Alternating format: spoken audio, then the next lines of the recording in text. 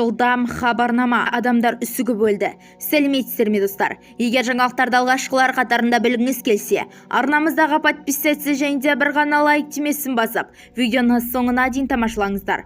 Ауғанстанда 166 адам суықтан қайтыс болды.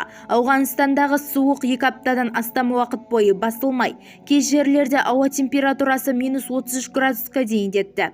Аяздың салдарынан 166 адам қаза тапты. Ауғанстанда 2 аптадан, атап айтқанда 10 қаңтардан бері суық басылмай жатыр. Ауғанстанның табиғи апаттарын жою министрлігі бұл туралы хабарлады. Ауа температурасы бірнеше рет -33 градусқа дейін төмендеді. Аяздар қалың қар менен аязды жаңбырмен қатар жүрді.